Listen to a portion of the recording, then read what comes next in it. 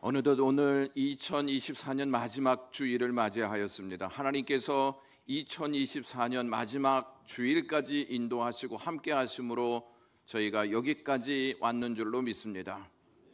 여기까지 오게 하신 은혜는 에벤 에셀의 은총인데 에벤 에셀의 은총을 주신 하나님께 감사와 영광을 올리고 여러분 삶이 날마다 에벤 에셀의 은총이 더해 가시는 역사 있기를 주님의 이름으로 간절히 축원합니다. 여러분들은 신앙생활에 있어서 약속을 중요하게 여기십니까? 우리는 지난 3주를 걸쳐서 사랑의 약속이 예정되다, 사랑의 약속이 선포되다, 약속이 사랑으로 오시다 라고 하는 주제로 말씀을 상고했습니다. 우리가 약속을 중요하게 여겨야 하는 이유가 있습니다. 성경이 약속을 중심으로 전개되고 있기 때문입니다. 약속을 이해하지 못하면 성경을 이해하지 못하고 성경을 이해하지 못하면 잘못된 신앙을 하게 됩니다. 성경의 핵심을 알고 읽는 사람과 성경의 핵심을 알지 못하고 무작정 읽는 사람이 있습니다. 성경을 압축하여 한 단어로 만든다면 그 단어는 약속입니다. 성경은 구약 성경과 신약 성경으로 되어 있는데 구약 성경은 구원자가 올 것이다 하는 약속이 담겨 있고 신약 성경은 구원자가 다시 올 것이다 하는 약속이 담겨 있습니다. 그러므로 약속을 알지 못하고 성경을 읽으면 핵심을 놓치고 성경을 읽는 것과 똑같습니다. 저희는 지난 수요일 성탄 예배 때 약속으로 이 땅에 오신 예수 그리스도를 믿음과 감사함으로 영광을 올렸습니다. 성탄절은 약속이 성취된 날입니다. 예수 그리스도께서 이 땅에 오셔서 하나님의 약속을 성취하셨습니다.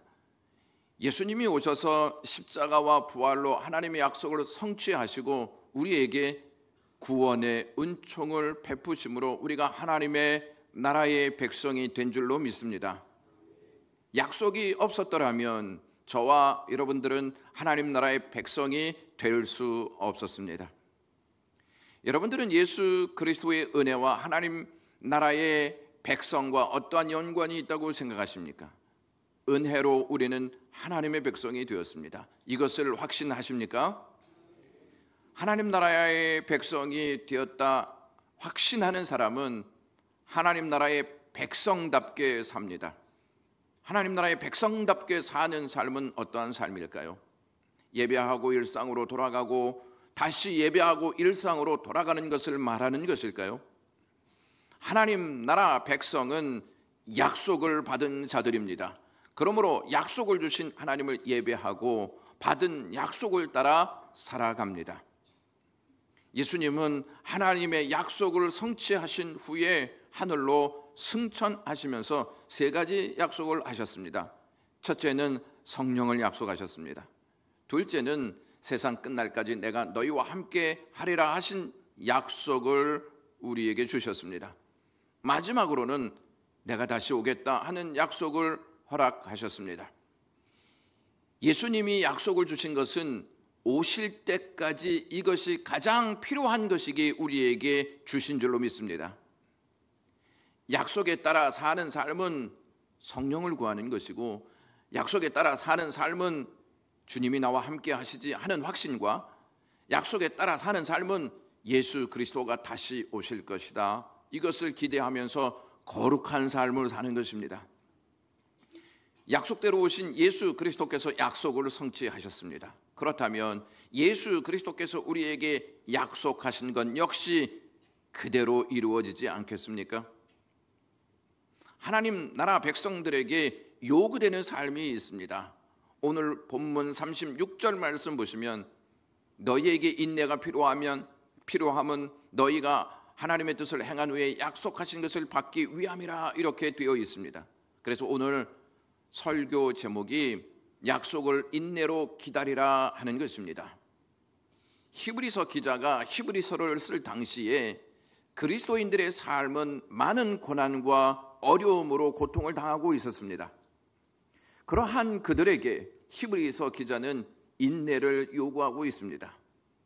히브리서 기자가 인내하라고 하지만 무엇보다도 힘들고 어려운 것이 인내인 줄 우리는 잘 알고 있습니다. 시련과 아픔이 언제 끝날지 모르는 상황에서 인내하는 것이 쉽겠습니까? 여러분들이 시험에도 고통 중에 있는데 누군가 여러분들에게 인내하시오라고 말한다면 그 말에 진정 위로를 받을 수 있겠습니까?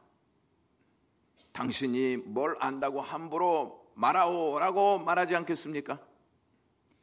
히브리서 기자는 그것을 몰라서 인내를 요구하고 있는 것일까요? 인내는 히브리서 기자가 요구하는 것이 아니라 하나님께서 요구하시는 것입니다. 많은 고난과 핍박을 당하는 사람들에게 인내하라는 말은 막연하게 들릴 수 있습니다.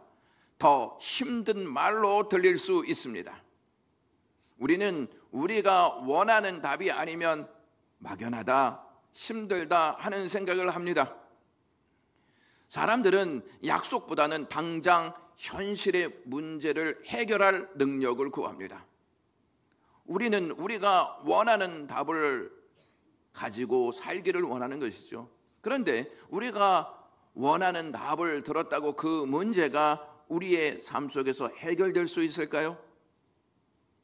우리는 우리가 원하는 답이 아닌 하나님이 주시는 말씀을 받아들이고 따라야 할 줄로 믿습니다. 막연하고 힘들지라도 하나님이 요구하시는 말씀에 따라 인내할 때 하나님의 약속이 우리의 삶 속에서 이루어집니다. 예수님께서 이 땅에 오셔서 33년간 사셨습니다. 그 시간은 가장 낮은 자리에서 가장 낮은 모습으로 겪어야 하는 모든 고통을 다 겪어 아픔을 삶으로 느끼셨습니다. 겪는 고통은 조롱과 비난이었습니다. 냉대와 박해였습니다. 그리고 가장 극한 고통으로 죽어야 하는 십자가가 기다리고 있었습니다. 그것을 아시고도 예수님은 피하지 아니하시고 십자가의 길로 가셔서 십자가를 지고 골고다 언덕에 올라가 피투성이로 버림받아 돌아가셨습니다.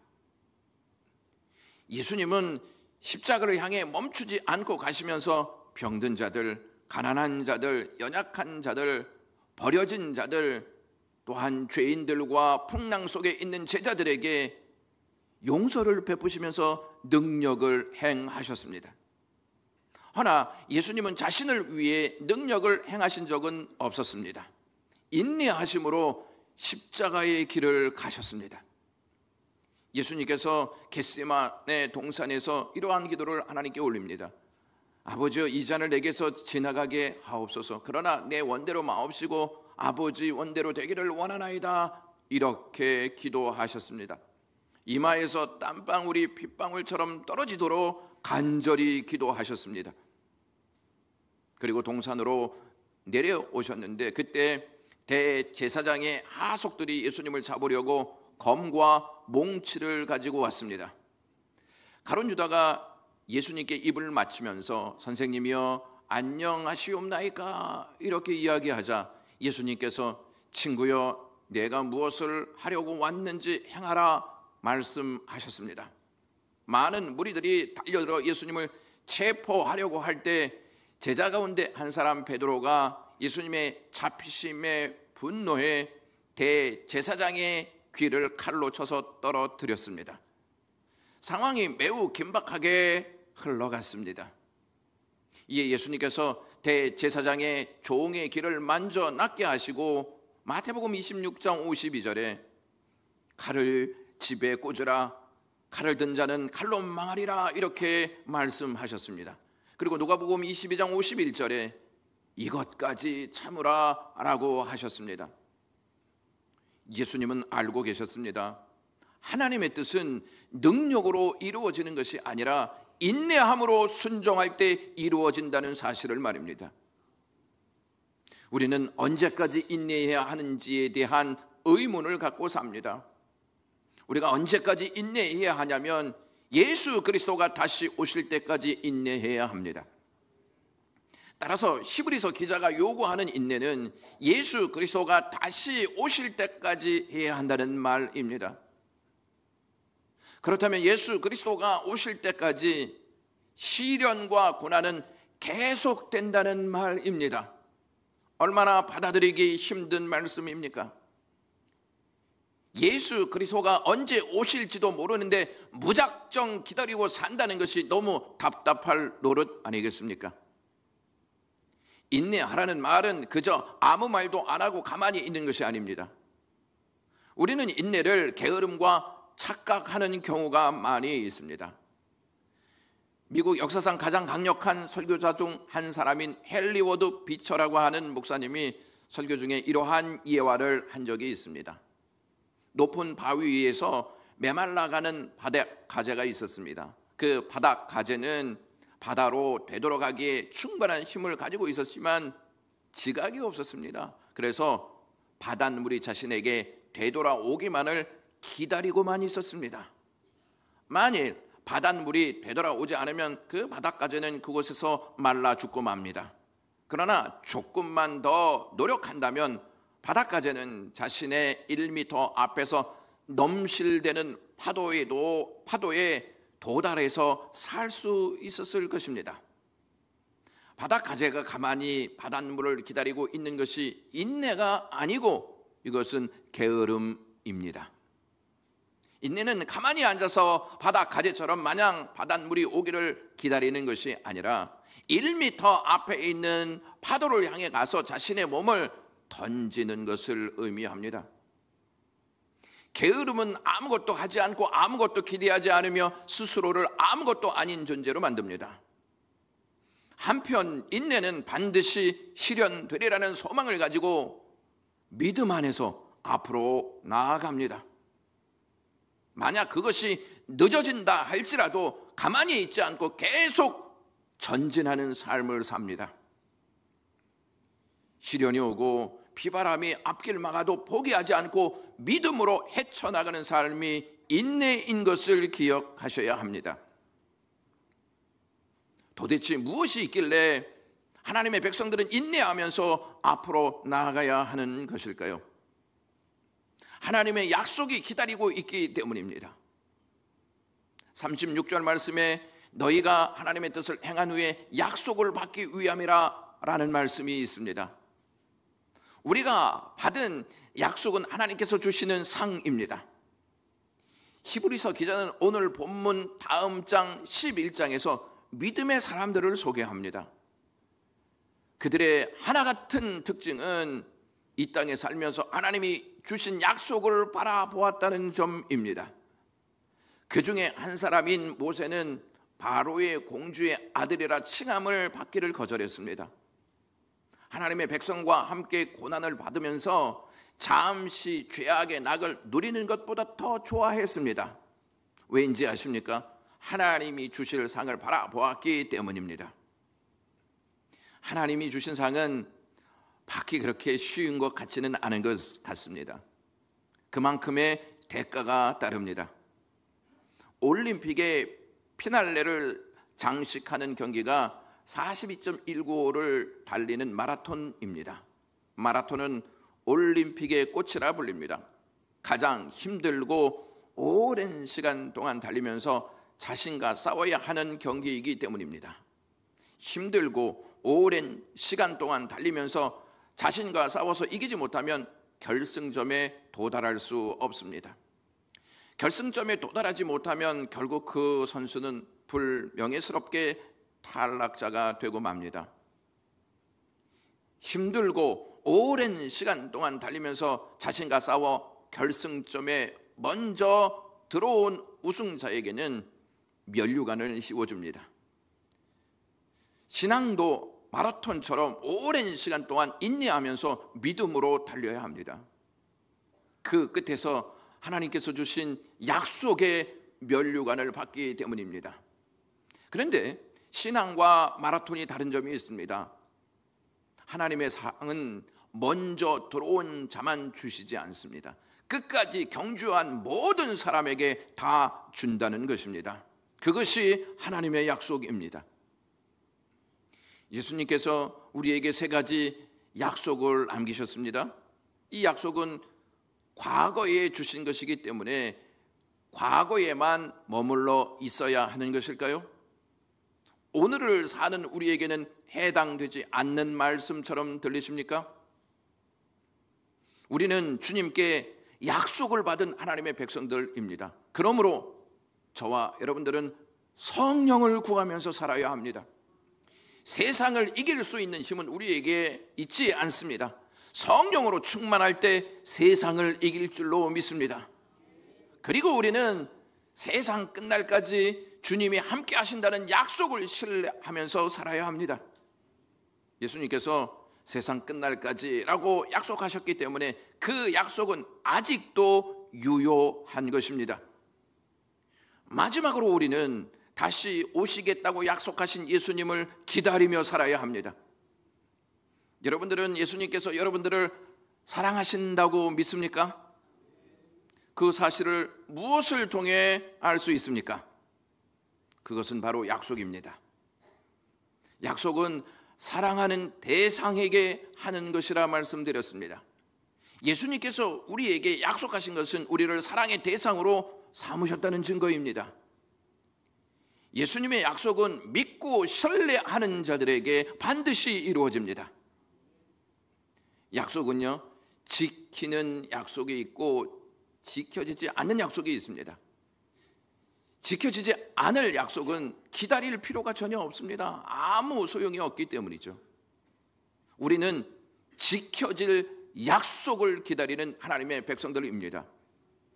지켜질 약속을 기다리지 않고 떠나간다면 우리는 어느 한순간에 반드시 땅을 치고 후회하게 될 것입니다. 많은 사람들이 후회하는데 그 후회하는 대부분의 공통적인 내용은 인내하지 못해서 나온 것입니다. 우리에게 인내하지 못하게 만드는 것들이 여러 가지가 있는데, 먼저 관계에 대한 무지가 인내하지 못하게 만듭니다. 약속은 사랑이 이룹니다. 예수님은 우리를 사랑의 대상으로 삼으셨습니다. 사랑의 대상이란 단지 가까운 사이가 아니라 신랑과 신부 사이란 말씀입니다. 신랑 대신 예수님이 승천하신 이유는 신부인 우리에게 거처를 마련해 주시기 위해서 승천하신 것입니다. 요한복음 14장 2절에서 3절 말씀 보시면, 내가 너희를 위하여 거처를 예비하러 가노니 가서 너희를 위하여 거처를 예비하면 내가 다시 와서 너희를 내게로 영접하여 나 있는 곳에 너희도 있게 하리라 라고 말씀하셨습니다. 그러므로 신부인 우리는 신랑이 오실 때까지 기다려야 하는 줄로 믿습니다. 기다리는 시간이 어둡고 힘들 수도 있습니다. 아프고 외로울 때도 있습니다. 외면 당할 때도 있을 것입니다. 예수님의 약속을 받았던 제자들과 성도들은 세상으로부터 가혹한 냉대를 받았습니다. 어떤 사람은 순교를 당하기도 하고, 어떤 사람은 고문으로 인해 고통을 안고 살아가기도 하고, 어떤 사람은 가족을 잃고 외로이 살아가기도 하고, 어떤 사람은 계속 믿어야 하나, 이제 믿음을 버려야 하나 하는 고민 속에 살아가는 사람도 있었습니다. 세상은 그들을 가만히 두지 않았습니다. 자신들의 즐거움을 자극하는 놀이개감으로 살았습니다. 인내하지 못하게 만드는 또 다른 하나는 하나님의 말씀에 대한 불신입니다.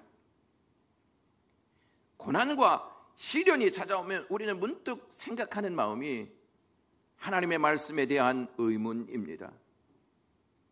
내가 하나님의 말씀을 듣고, 내가 하나님의 말씀을 읽고, 내가 하나님의 말씀을 쓰는데 왜 나의 삶에는 이러한 것들이 계속 찾아오는 것일까라고 하는 생각입니다. 이스라엘 백성들이 애굽에서 종생활하다가 하나님의 은혜로 해방되어서 내가 너희들에게 약속한 땅으로 가게 하겠다라는 말씀에 따라 가나안 땅을 향해 나아갑니다. 이스라엘 백성들은 애굽에서 나올 때 하나님의 능력을 두 눈으로 똑똑히 보았습니다. 그리고 홍해가 열리는 기적도 경험하였습니다. 홍해를 건너자 광야가 시작되었습니다. 광야에서도 그들은 만나와 메추라기, 즉 기적을 먹었습니다. 광야에는 먼지가 있었습니다. 더위와 싸워야 했습니다. 이러한 과정에서 이스라엘 백성들은 하나님의 말씀에 대한 의문을 가지고 광야에서 가나안 땅으로 나아갔습니다. 이스라엘 백성들이 광야에서 살 때 애굽에서 나온 1세대는 갈렙과 여호수아만 빼놓고 다 가나안 땅에 들어가지 못했습니다. 왜 들어가지 못했는지에 대해서 히브리서 3장 19절은 이렇게 언급합니다. 그들이 믿지 아니함으로 능히 들어가지 못한 것이라 라고 말합니다. 아니, 보고도 어찌하여 믿지 아니할 수 있단 말입니까? 그들에게는 불신이 주인 노릇하고 있었기 때문입니다. 히브리서 3장 12절 말씀에 형제들아 너희가 삼가 혹 너희 중에 누가 믿지 아니한 악한 마음을 품고 살아계신 하나님에게서 떨어질까 조심할 것이요 라고 말씀하고 있습니다. 이스라엘 백성들이 품고 있었던 마음은 악한 마음이었습니다. 악한 마음은 곧 불신을 뜻합니다. 그러므로 히브리서 기자는 고난과 시련이 그리스도인들의 삶을 광야로 내몰 때 불신에 떨어지지 않을까 조심하라고 권면하고 있습니다. 그리고 고난당한 그리스도인들에게 히브리서 3장 14절은 이렇게 말하고 있습니다. 우리가 시작할 때 확신한 것을 끝까지 견고히 잡고 있으면 그리스도와 함께 참여한 자가 되리라. 너희들 믿음 시작했잖아. 그 믿음을 버리지 말고 끝까지 붙잡고 나아간다면 그리스도께서 원하는 그 잔치에 참여하게 될 것이다 라고 하는 말씀을 주고 있습니다. 하나님의 음성을 들을 때 우리의 마음 가운데 있는 불신을 떠나가게 해야 한다는 것입니다. 하나님의 음성을 들을 때 우리의 마음속에 있는 불신이 자리 잡지 못하도록, 불신에 우리의 마음을 내주지 못하도록 믿음으로 채워야 합니다. 우리는 세상으로부터 불신과 유혹을 너무 많이 받습니다. 과학의 시대에 살면서 무슨 하나님의 말씀을 믿고 따르냐고, 증명되지도 않았고 증명할 수도 없는 일들을 이 시대에 어떻게 믿을 수 있냐고, 어떻게 믿을 수 없는 일들을 그렇게 철석같이 믿을 수 있냐고 말하면서 어서 어리석은 사상을 내어버리라고 외치고 있습니다. 믿는 자들이 세상의 외침을 따라가게 되는 순간 세상이 우리의 믿음의 대상이 되고 맙니다. 우리의 믿음의 대상은 오직 한 분이신 하나님뿐인 줄로 믿습니다. 믿음의 대상은 하나님께만 두어야 합니다. 하나님께 믿음을 드리는 사람들은 하나님의 말씀을 믿고 하나님의 말씀을 신뢰하면서 하나님의 말씀을 따라갑니다. 이스라엘 백성들이 여리고성을 점령할 때 7째 날까지 7번 돌 때 이루어졌습니다. 7째 날 6번 돌 때까지 아무런 징조도 일어나지 않았습니다. 이때 하나님께서 하신 말씀에 불신이 생겨 도저히 못하겠다라고 한 다음에 떠나갔다면 여리고성은 무너지지 않았을 것입니다. 여리고성은 끝까지 하나님의 말씀을 신뢰하고 7째 날 7번 돌았을 때 무너졌습니다. 불신을 조장하는 시대에 사는 우리는 믿음을 키우는 약을 먹어야 할 줄로 믿습니다. 그 약이 무엇이냐면 구약과 신약입니다. 하나님의 말씀을 먹지 않는 자는 교회를 아무리 오래 다니고 중직자라 할지라도 믿음은 성장하지 않습니다. 한 번은 무디 목사님이 이러한 간증을 했습니다. 내가 하나님께 믿음을 달라고 기도한 시간만 합쳐도 몇 달은 좋게 될 것이다. 내 생각으로 믿음이란 번갯불과 같이 어느 날 갑자기 확 달아오르는 것으로 생각하고 있었다. 수없이 기도도 많이 했었다. 그런데 믿음이 오지 않았다. 그러던 어느 날 나는 로마서 10장 17절의 말씀을 읽었다. 그런즉 믿음은 들음에서 나며 들음은 하나님의 말씀으로 말미암았느니라 하는 말씀을 보았다. 그 즉시 나는 성경을 부둥켜 안고 믿음을 구했다. 그리고는 성경을 다시 펴서 하나님의 말씀을 읽기 시작했더니 믿음이 자라나기 시작했다. 우리의 믿음을 자라나게 하는 것은 하나님의 말씀을 많이 읽고 많이 알고 이를 순종할 때이다 라고 했습니다. 무디 목사님이 목회했던 곳이 시카고였는데요, 시카고에서 대화재가 일어났습니다. 도시가 불바다가 되었습니다.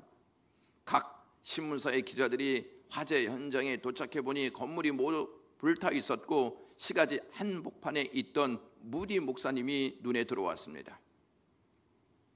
그 기자들이 무디 목사님에게 이렇게 물었습니다. 목사님, 항상 살아계신 하나님은 전지전능하셔서 무엇이든지 원하기만 하면 다 이루어 주신다고 목사님이 설교하지 않았습니까? 그런데 왜 하나님께서는 자신의 거룩한 성전인 교회가 불이 타 없어지는 것을 가만히 두셨습니까? 라고 빈정거리면서 말했습니다. 기자의 말에 무디 목사님이 나는 벌써부터 하나님께 큰 교회를 달라고 기도했어. 그 기도의 응답으로 지금 교회가 불탄 것입니다. 우리가 큰 교회를 헐고 다시 세워야 하는데 하나님께서는 불에 태워서 건물을 허는 비용을 들지 않게 하신 것이요 라고 했습니다. 무디 목사님의 말을 듣고 기자들이 어이없는 표정으로 그 무디 목사님을 바라보았을 때 무디 목사님은요, 밤중에 화재를 당하여 잠옷바람으로 나와서 그냥 그 자리에 서 있었기 때문이었습니다. 그래서 기자들이 다시 물었습니다. 그럼 그 큰 교회를 세울 돈은 가지고 있습니까? 라고 물었습니다. 그러자 무디 목사님은 옆구리에 끼고 있던 낡은 성경책을 내놓으면서 대답하기를 나는 수표와 돈을 가지고 나오지 못했습니다. 그러나 아무리 써도 바닥에 나지 않는 하나님의 금고인 성경책을 가지고 나왔습니다. 그러므로 여러분은 얼마 안 가서 불에 탄 교회보다 더 크고 훌륭한 교회를 볼 것입니다 라고 했습니다. 무디 목사님은 그 화재 이후에 영국으로 건너가서 집회를 했습니다. 영국이 부흥이 일어났습니다. 영국 교회에서는 건축 헌금을 모으기 시작했습니다. 그래서 그 건축 헌금을 무디 목사님에게 전달했습니다. 무디 목사님은 불에 탄 그 자리에 다시 교회를 세웠는데 옛날 교회보다 훨씬 더 크고 아름다운 교회를 세웠다고 합니다. 주의 능력이 이렇게 놀랍습니다. 요한계시록 3장을 보시면 빌라델비아 교회가 나오는데 예수님께서 그 빌라델비아 교회를 칭찬하시는 내용이 나옵니다. 빌라델비아 교회는 큰 교회가 아니었습니다. 빌라델비아가 받은 칭찬은 계시록 3장 10절에 기록되어 있습니다. 내가 나의 인내의 말씀을 지켰은즉 내가 또한 너를 지켜 시험의 때를 면하게 하리니 라고 말씀하셨습니다. 하나님의 말씀은 인내가 없이는 지킬 수가 없고 열매를 맺을 수도 없습니다. 하나님 나라에 있는 자들이 어떠한 자들인 것 같습니까? 계시록 14장 12절에서 이렇게 밝힙니다. 다 같이 읽겠습니다. 성도들의 인내가 여기 있나니 그들은 하나님의 계명과 예수에 대한 믿음을 지키는 자니라.